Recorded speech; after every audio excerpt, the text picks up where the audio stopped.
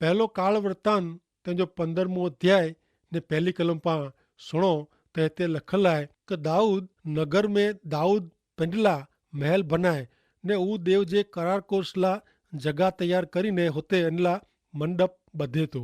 हाणे 15 अध्याय में राजा दाऊद ईश्वर जे करार कोर्स जो ख़ासी रीते स्थलांतर कईंदो क करार कोर्स जी तैयारी ईश्वर ध्यान में रखें था। लोग ता दाऊद जे महल के कदाच ध्यान में रखियो हूंदो। हाणे नरियो 2 कलम उन टाणे हू चए क लेवी लोग सिवाय कोई देव जो करार कोस के उचके न की क इन जो कोस उचकेला ने हमेशा इन जी सेवा करेला ईश्वर उन्हीं के ज पसंद कयो आहियो। मूंखे सवाल उहो थिए थो कि दाऊद राजा अहिड़ो पहली बार ज कोलाए के ईश्वर जो कम योग्य रीते करेला दाऊद कोलाए ॾोखी थिए अहिड़े अनुभव में पसार थिए जो पसंद खे। पर मित्र पा में जा घणे लोग इन प्रमाणे कहिए था। 3 कलम सुनो 15 अध्याय ने 3 कलम वो ईश्वर जे कोष ला तैयार करेली जगह ते इनके खणी वनेला यरूशलेम में मिले इजरायली लोग के भेरा के। दाऊद राजा के लगो का ईश्वर जो करार कोस खणी अचेला इज़राइल जे मिले लोग के भेरा करे जी जरूर हुई। ईश्वर पण इन जो महत्व समझदा हुआ। हाणे दाऊद ईश्वर जे करार कोस के योग्य रीते खणी अचे जी तैयारी करे थो।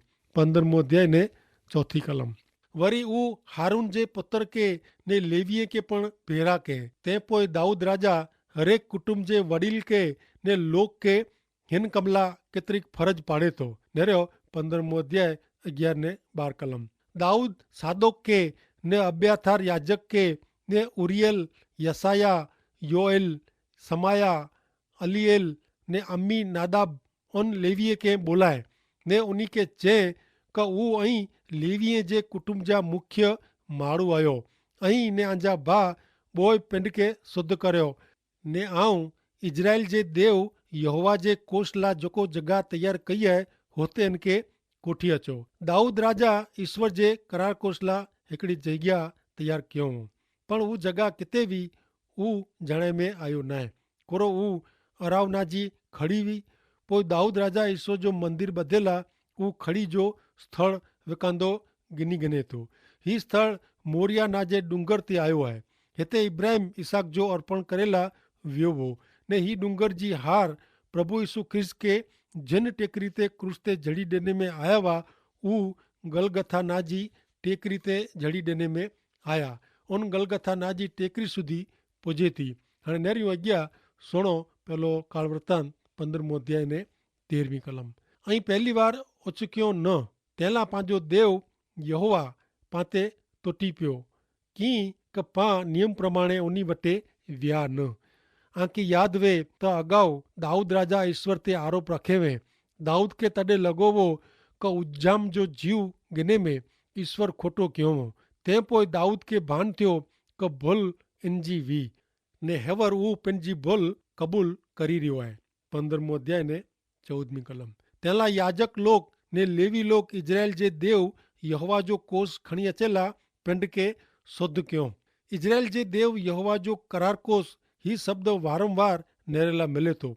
इन जो अर्थ अहिड़ो थिए क करार कोस ईश्वर जी नज़र में घणे महत्व जो आहे। 15 अध्याय 15 कलम ईश्वर जे वचन प्रमाणे मूसा जी आज्ञा ॾिनो हो तीं लेवी जा पुत्र पिंड जे खभे ते देव जो करार कोस इन जे मिजले ॾांढे से उपाड़ियो। दाऊद राजा गणना जे पुस्तक जे 4 अध्याय में ईश्वर जी ॾिनल सनी सनी सूचना ॾिए थो। हाणे नरियो पा नेरियूं त दाऊद राजा हिकिड़ो ख़ासो संगीतकार पण हो ने हिन मेड़े क्रिया में ऊ संगीत पण शामिल करे थो। हाणे अॻियां सुणो पहलो काल वृतांत जो पुस्तक इन जो 15 अध्याय ने 16 कलम दाऊद लेवीअ जे मुख्य माण्हूअ के वाजिंत्र एतिरे के सितार वीणा झांझ से संगीत वजाईंदे ने वॾे आवाज़ से कुछेला पिंड जे गवैये भाके ने संगीतकारनि के जणाए थो।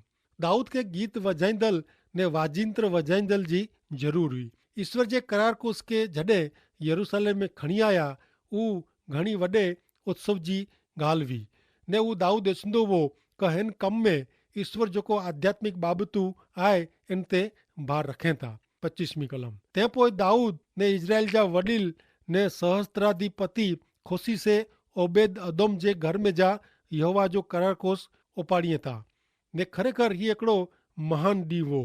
15 अध्याय 26 कलम। जॾहिं देव यहोवा जो करार कोस उचकींदल लेवी लोक खे मदद कयो तॾहिं उन्ही ने 7 घंटे जो बलिदान ॾिनो। ही मेड़े बलिदान प्रभु यीशु ख्रिस्त तरफ़ आंगरी चंदंदा हुआ। 15 अध्याय 27 ने 28 कलम। दाऊद कोस उचकींदल मेड़े लेवी गवैया पंहिंजे पूरे बर से नचंदा हुआ। दाऊद सण जो जब्बो पैर में। खरेखर ही उत्सव महान उत्सव जो ॾींहुं हूंदो। अॼु ईश्वर जी आराधना भक्ति में भाग गिने था उन जो आई मोह निरियो हुयो तो आई उन मोह ते आके केतिरे प्रमाण में ईश्वर जो आनंद निरेला मिले थो। अॼु मानव समाज में जा आत्मिक आनंद लॻभॻि ओसरी वियो आहे। हाणे पाके निरेला मिलंदो का करार कोस खे यरूशलेम में खणी अचे जे उत्साह में हरेक व्यक्ति दाऊद राजा बेरी सहमत हुई। अहिड़ो न आहे। निरियो 29 कलम। जॾहिं ईश्वर जो करार कोस दाऊद नगर में खणी आया तॾहिं साउल जी छोकिरी मिखाल बारी में जा ॾोकियो करीने दाऊद राजा खे नाचंदो ॾिठे तंहिंला उहो मन में इन जो तिरस्कार करे थी। मिखाल साउल राजा जी छोकिरी हुई ने उहो दाऊद राजा जी पहली पत्नी हुई। ईश्वर जी सेवा करे में दाऊद जी मजा ने उत्साह मिखाल ॾिठे ने मिखाल पंहिंजे हृदय में वीचारे कि दाऊद धर्म जे अमल में मूर्खाई करी रहियो आहे। अॼु मित्र दाऊद राजा जहिड़े माण्हू जी केतिरी ज़रूरत आहे। ईश्वर जे लोक जे हृदय में आत्मिक मजा जी नदी वोड़ंदी वे उहो केतिरो ज़रूरी आहे। आत्मिक आनंद वे उहो घणे महत्व जी बाबत आहे।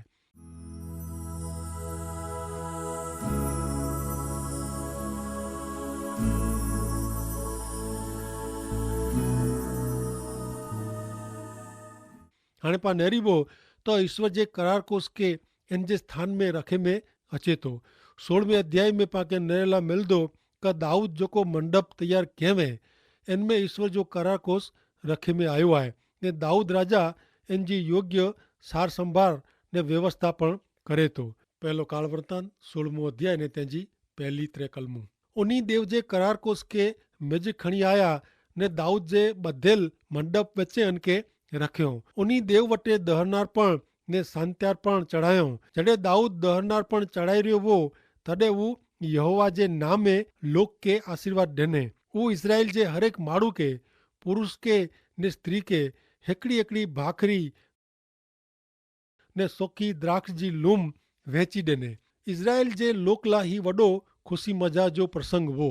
तंहिं पोइ लोक ईश्वर खे दहनार्पण अर्पण कयूं। लेवी जे पुस्तक जो अभ्यास कंदे टाणे पा नेरी विया आहियूं कि दहनार्पण यीशु ख्रिस्त में जेको नेरीअ था उन जो चित्र रजू करे थो। दहनार्पण ईश्वर वटे उचे चढ़े थो। तंहिं पोइ ही कलमूं जणाए थी इन प्रमाणे लोक शांत्यार्पण पण अर्पण कयूं जेको सूचवे थो कि प्रभु यीशु ख्रिस्त क्रूस ते वड़ाए पंहिंजे लूई से ईश्वर साथे मनुष्य जो समाधान करायो आहियूं। तंहिंला मित्र पां ईश्वर जे मार्गे एतिरे कि प्रभु यीशु ख्रिस्त मार्फते ईश्वर वटे अचूं था तॾहिं ईश्वर साथे पंहिंजो समाधान थिए थो।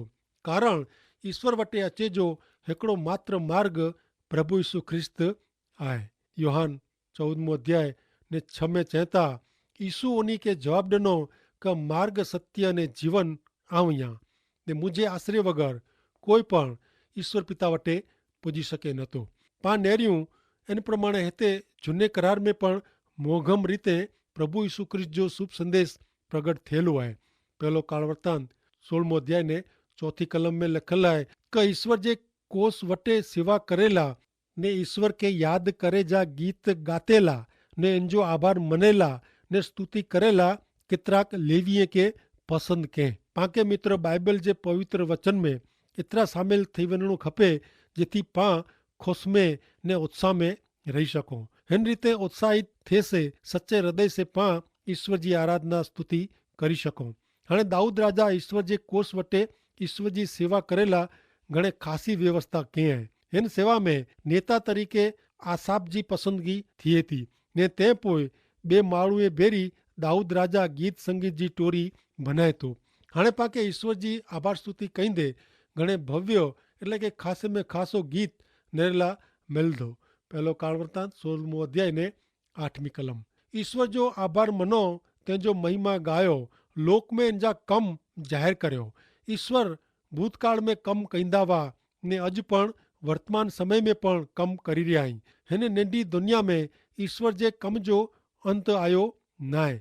नवमी कलम, इन जा गुण गायो, इन जी स्तुति भक्ति जा गीत गायो, इन जे मिड़े अजाइब जहिड़े कम के ऐं संभारियो। ईश्वर जे भक्ति जे गीत मार्फते ईश्वर जो स्तवन भक्ति ने स्तुति थी सके थी, जेकी आऊं ख़ासो गवैयो नहीं आहियां, तंहिं छतां पण ज़ाहिर में ता न पर मुंहिंजे घर में मोसे ईश्वर जा भक्ति जा गीत आऊं ॻायां थो न उता पेनई मोसे सिरी पिया था।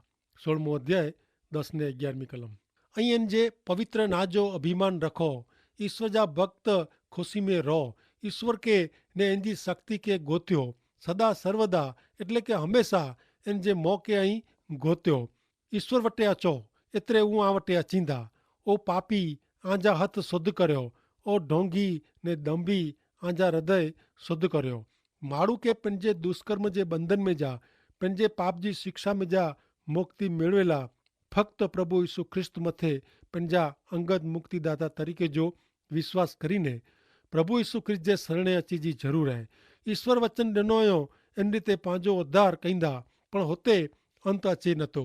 11वीं कलम में चयो इन प्रमाणे लगातार ईश्वर जे सामर्थ्य के ने सदा सर्वदा ईश्वर के सोधे जी ज़रूरु वे थी। मित्र कोरो ऐं ईश्वर जे मौके हमेशा गोत्यो था। सवार जे पौर में उठे भेरो सोऊ पहला ऐं किन बाबत जो वीचार करियो था। रात जो पथारी में विनेटाणे सोमीरो ते अगाऊ छिली किन बाबत जो वीचार करियो था। ऐं कोरो सॼो ॾींहुं ईश्वर विषय वीचार करियो था। कपोइ आजे कम धंधे विनेटाणे क स्कूल कॉलेज में विनेटाणे ईश्वर के पुठियां रखीने विनो था। जेको अजाइब जहिड़ा कम ऊ कीअं आहे इनके यादि रखो। इन जा चमत्कार ने मौजा न्याय वचन यादि रखो। इन जा मिड़े सेवक इजराइल जा संतान हे याकूब जा पुत्र इन जा पसंद करेल उन खे ऐं यादि रखो। ऊ पंहिंजो देव यहोवा आहे। इन जी सत्ता सॼी पृथ्वी ते आहे। उन टाणे ईश्वर जी सॼी पृथ्वी ते पंहिंजो न्याय चुकांदो रखियो हो। ईश्वर अॼु पण इन जे प्रमाणे कईं था। मनुष्य जीवन में अॼु पण ईश्वर जो हथ फिरी रहियो आहे। मूंखे ख़बर आहे कि शैतान हिन दुनिया जो देव आहे ने आऊं ॼाणा थो कि ईश्वर वर्तमान युग में शैतान खे केतिरी छूट ॾिनो हुयो ने वॾे मुश्किल जे टाइम में ईश्वर इनके साव छूटो छॾे वारा आहीं। पर इन जो अर्थ अहिड़ो नथो थिए कि ईश्वर जे हथ में अंकुश न आहे। अंत समय में ईश्वर शैतान जो ने इन जे कम जो संपूर्ण पूरो अंत करी ॾींदा, कारण ईश्वर न्याय जा ईश्वर आहीं। हाणे नेरियूं अॻियां पहिलो काल वृतांत 16 अध्याय 15 थी 17 कलम। इन जा करार ऐं हमेशा यादि रखो। एतिरे हज़ारूं पेढी सुधी कायम रखे जो वचन जेको ॾिने आहे, इब्राहिम साथे जेको ऊ करार कयईं ने ईसाक साथे जेको प्रतिज्ञा ऊ गिणे, ऊज वचन याकूब ला नियम तरीक़े ने इज़राइल ला सदाकाल जे करार तरीक़े स्थापे। ईश्वर जो करार अञा अॼु पण एतिरा ज ज़रूरी आहिनि। ईश्वर इब्राहिम साथे करार कयो ने इन जो अमल पण कयो। जिन रीते ईश्वर इब्राहिम साथे करार कयो इन ज रीते ईश्वर पाण साथे पण करार कयो हुयो। प्रभु यीशु ख्रिस्त में मिड़े जात जा आत्मिक आशीर्वाद ॾिने जो ईश्वर पाण भेरो करार कयो हुयो। 18 थी 22 कलम। ऊ चए कि ही कनान देश आऊं तोखे ॾींदो, ऊ तोजे वारसे जो भाग थींदो। उन टाणे ऐं संख्या में थोड़ा ज ने वरी इन में मुसाफ़िर हुआ। हिकिड़े देश में जा ॿिए देश में, हिकिड़े राज्य में जा ॿिए राज्य में फिरंदा हुआ। उहो इनके किथे ज़ुल्म करेला ॾिनो न। हा, उन जे कारण ऊ राजाए के शिक्षा कयईं, अहिड़ो चईने क मुझे अभिषिक्त के छिपजा न ने मुझे प्रबुद्ध के हैरान कईजा न। इज़राइली लोक जे पितरुअ जी हालचाल मथे ईश्वर जो रक्षा कंदल हथ वो। 23 थी 25 कलम। हे मिड़े पृथ्वीवासी ईश्वर जा गुण गीत गायो, रोजे रोज इन जो विजय ने जीत ज़ाहिर करियो। विदेशीअ में इन जो महिमा, मिड़े लोक में इन जो चमत्कार ज़ाहिर करियो। कीअं का ईश्वर घणे वॾो ने स्तुति पात्र देव आहे। वरी मिड़े देव करता भयास्पद आहे। अॼु सॼी सृष्टि उद्धार मेळवेला तलसी रही आहे। हिकिड़ो ॾींहुं अचींदो जॾहिं सॼी सृष्टि में उद्धार थींदो ने तॾहिं मित्र पांखे जेको संगीत सुणे ला मिलंदो अहिड़ो संगीत पंहिंजे जीवन में पण कॾहिं सोयो न हूंदो। हाणे नेरियूं अॻियां 16वें अध्याय जी 26वीं कलम। कीअं क लोक जा मेड़े देव प्रतिमा आहे, पण ईश्वर ता आकाश बनायो आहियो। प्रतिमा शब्द में मूળ ग्रीक भाषा में वपरायलो शब्द एलील आहे, जंहिंजो अर्थ थिए जेको कीअं न आहे उहो। प्रतिमा कीअं न आहे, लकड़े जो क पाइण जो क धातु जो हिकिड़ो टुकड़ो आहे। उहो प्राणी क वनस्पति क कोई पदार्थ जे आकार में हुई सके। इन जी विरुद्ध में सनातन ईश्वर के सर्जनहार तरीके ओळखे में अचनि था। पहलो काल वृतांत 16मो अध्याय 27 थी 29 कलम। इन वटे गौरव ने महिमा आहे, इन जे मंदिर में शक्ति ने आनंद आहे। हे लोक जा कूड़ ऐं ईश्वर के हा, ईश्वर जे गौरव ने सामर्थ्य के मान ॾियो। ईश्वर जे ना के शोभे अहिड़ो गौरव ॾियो। अर्पण खणी ने इन जी हजूर में अचो, पवित्र वस्त्र पहिरीने ईश्वर वटे नमो। हिन कलम जो अर्थ अहिड़ो थिए क पांखे ईश्वर जी आराधना भक्ति पवित्रता जे सौंदर्य में कहिड़ी खपे। ईश्वर केतिरा अजायब जहिड़ा आहिनि।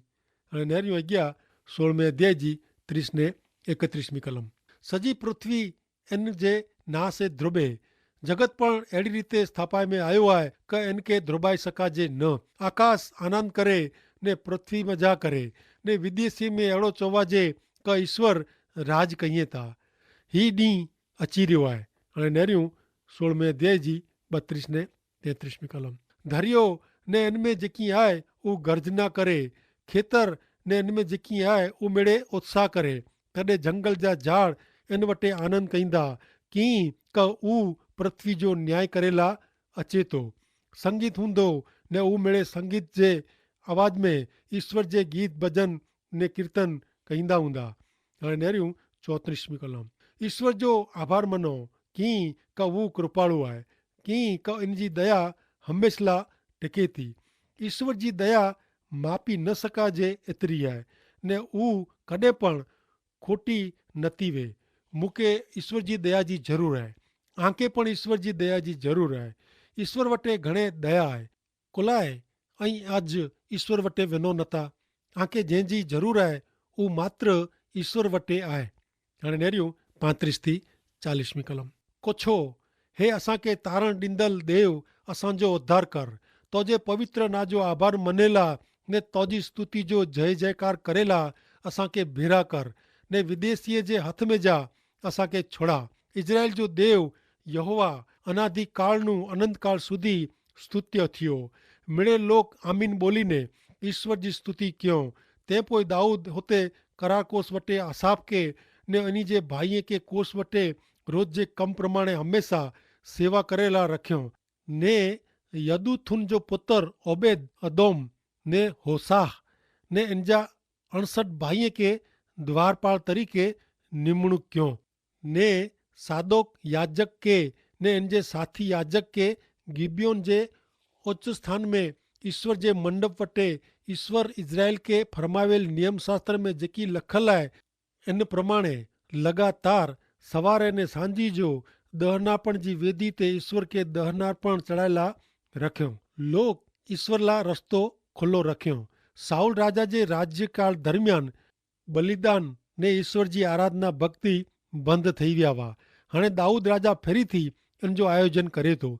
ईश्वर जो करार कोर्स यरूशलेम में अची वियो आहे ने इन वटे ईश्वर जी सेवा करेला अलॻि अलॻि व्यक्ति जी निमणूक करे में आई आहे। पहलो काल वृतांत 16मो अध्याय ने 41वीं कलम। उन्ही बेरा उहो हेमान ने यदूथुन ने बाकी जे पसंद करेल के ईश्वर जंहिंजी कृपा हमेशा टके थी उन्ही जी आभार स्तुति करेला निमणूक क्यों। ईश्वर जी कृपा सदा सर्वकाल टके थी। तंहिंला पांखे ईश्वर जी आभार स्तुति कहिड़ी खपे। हाणे पाण छेले नेरियूं 16मो अध्याय जी 42 ने 43वीं कलमूं। उन्ही के वॾे सार वजायला भूंगरा झांझ ने देव जे गीतेला वाजिंत्र ॾिने में आया ने यदूथुन जे पुत्र के द्वारपाल तरीके नीमियो। पोइ मिड़े लोक विदाय थी ने पिंड पिंड जे घरे विया ने दाऊद पंहिंजे कुटुंब जे माण्हूअ खे आशीर्वाद ॾिने ला पंहिंजे महल में पाछो वियो। आमीन।